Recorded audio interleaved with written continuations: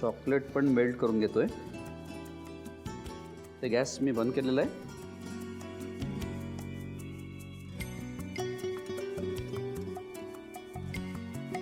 Chocolate आता पूर्ण melt झालेलं आहे जवळपास. त्याला फक्त मी मिक्स करतोय. आता मी काय करणार आहे, हे चॉकलेट आपण या मिक्समध्ये टाकूया.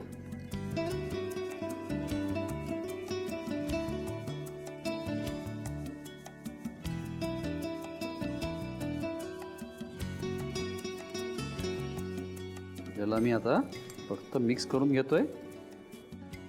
वा, आता काय करायचं आहे, आता आपण हे सगळं जे मिक्सचर आहे ते टाकूया. खाली पण जरा मिक्स करून घेतोय.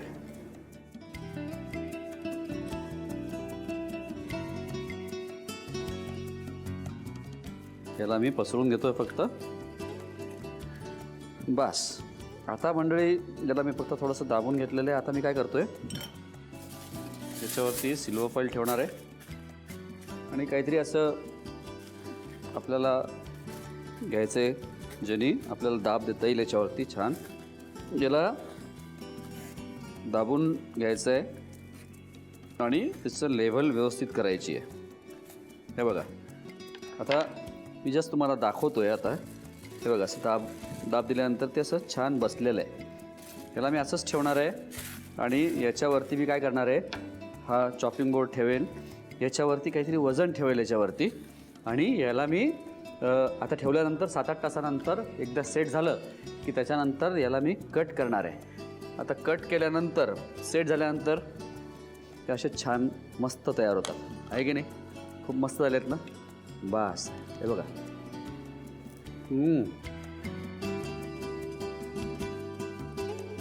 क्रंची आहेत, कुरकुरी आहेत, खाताना डाळ्या लागत आहेत, शेंगदाणे लागत आहेत आणि खूप टेस्टी लागत आहेत. मस्त झाले आहेत एनर्जी बार.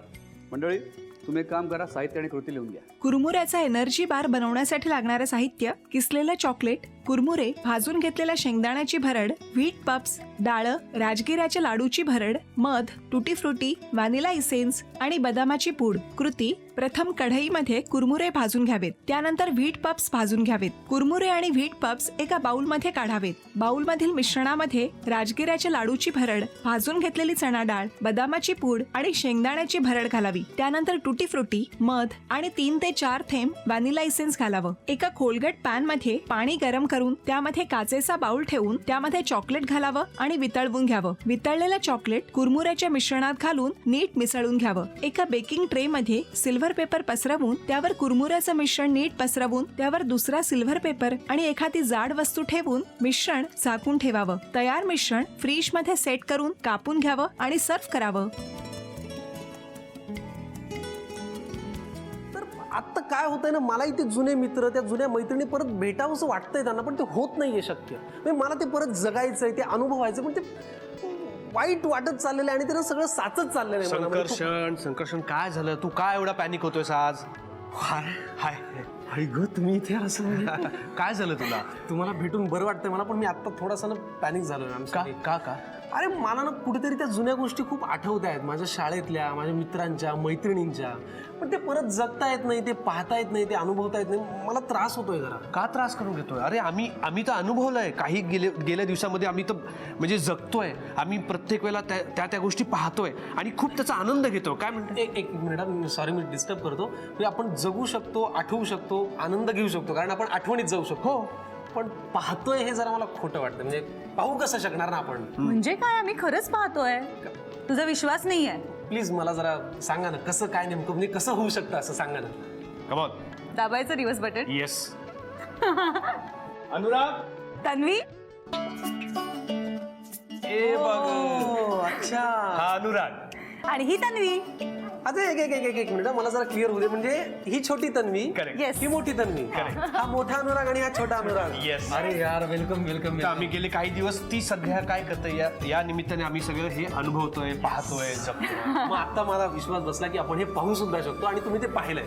ठीक आहे, मग या पाहण्याच्या, अनुभवण्याच्या आणि आठवण्याच्या प्रक्रियेत जर आपण गप्पाही मारूयात का? Yes. आवडेल? Yes. हो? क्या बात आहे. चला या, बसा.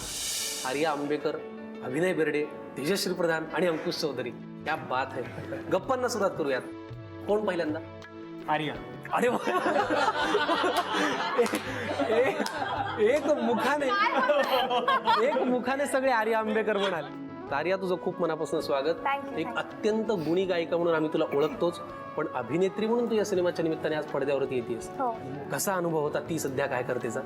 अनुभव फॅन्टॅस्टिक होता, पण मला खूप छान वाटतंय की सतीश सरांनी माझ्याकडनं अभिनय करून घेतला, मी असं म्हणेन. कारण यापूर्वी कधीही मला ॲक्टिंगचा अनुभव नव्हता.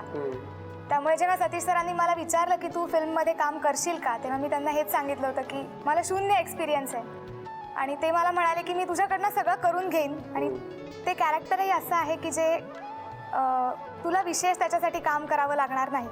म्हणजे जसं मला काम करताना काही विशेष करावं नाही लागलं, तसंच मला वाटतं की प्रत्येक थिएटरमध्ये आलेल्या मुलीला बघतानाही असं वाटेल की ही मीच आहे. खूप शुभेच्छा तुझ्या पहिल्या प्रयत्नासाठी तुला. आणि तू आत्ता म्हणालीस की अभिनय पहिल्यांदा केला आणि पहिल्यांदाच अभिनय बरोबर केला.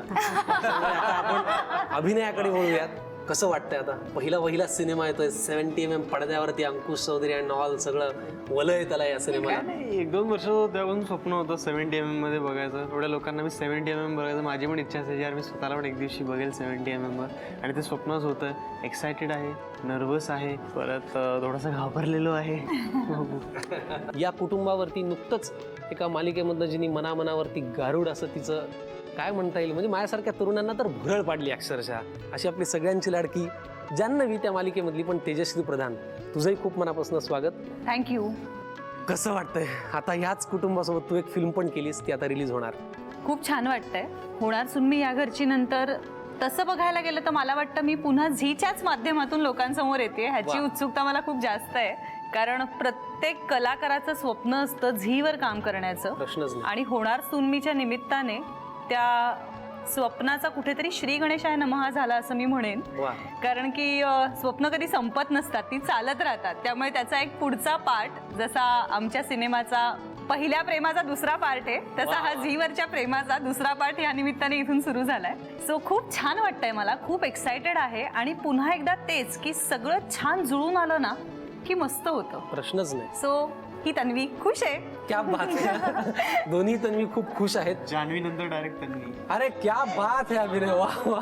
जान्हवी ते तन्वी असा प्रवास तू केलेला आहे. वा वा वा. या फिल्मच्या निमित्ताने आपण आता नेहमी म्हणतो की आपण जरा मागे आपल्याला जाऊन पाहायला आवडतं, जरा जुनं जगायला आवडतं, ते आठवायला आवडतं. पण माझ्यासारख्या नवीन आलेल्या मुलांना किंवा अनेक अभिनेत्यांना त्याच्यासारखं भविष्यात असावंसं वाटतं, त्याही वयात त्याच्यासारखं दिसावंसं वाटेल असा आपल्या सगळ्यांचा लाडका, जो उभा राहिला तरी त्याची स्टाईल बनते, असा अंकुश चौधरी माझ्यासोबत आहे. तुमचं खूप मनापासून स्वागत. आणि मी खूप मोठा फॅन आहे, तुला माहिती आहे दादा. काय सांगशील या सिनेमाच्या निमित्ताने? आज फिल्म कंप्लीट झाली आहे, लोकांसमोर येणार आहे, 6 जानेवारीला रिलीज होणार आहे. इथपर्यंत आल्यानंतर आता परत बघताना असं वाटतं की एक प्रोसेसमधून गेलो आणि इतकी चांगली प्रोसेस होती की चांगला डिरेक्टर, चांगला रायटर. तर मला असं वाटतं मनस्विनी लता यांनी लिहिलं, सतीश राजवाडे यांनी आम्हा सगळ्यांना एकत्र आणलं आणि ही खूप छान स्टारकास्ट एकत्र आहे, खूप छान म्युझिक आहे. अशा सगळ्या गोष्टी एकत्र आल्यानंतर आपल्याला नॅचरली काम करायला मिळतंय, मनापासून काम करायला मिळतंय. ह्याच्यासारखा दुसरा आनंद नाही. बरोबर. तो अशा छान फिल्मचा भाग मी पण आहे, याचा मला आनंद आहे. क्या बात है. असे कुठले क्षण आहेत जे या स्क्रिप्टच्या निमित्ताने तुमच्याही मनात असं झालं की अरे हे माझ्यासोबत घडलंय, किंवा हे मला खूप जवळचं आहे, माझ्या जवळचं आहे, किंवा ह्या फेजमधून मी आत्ता गेलो, असं काय? मला एकंदरीत मजा मस्तीचे जे सीन्स होते ते मी खूप रिलेट केले. मजा मस्ती असतो किंवा म्हणतो ना कॉलेजचा पहिला दिवस म्हणा, ते सगळे खूप रिलेटेबल होतं. त्या सगळ्या गोष्टी खूप रिलेटेबल होतं. कारण ते फक्त माझ्या आयुष्यात नाही, अनेक लोकांच्या आयुष्यात घडलेलं आहे आणि त्याला ते वाटणारच बघून यार मी तो मेरे साथ भी हुआ है. स्पेशली जे बायको आणि गर्लफ्रेंड सोबत पिक्चर बघायला गेले त्यांना तर जास्त आतमधून असू येत असं. आपली पहिली रेसिपी काय आज पहिली रेसिपी आहे कॉर्न पॉप. पुढची रेसिपी काय आपली? Chicken with grape sauce.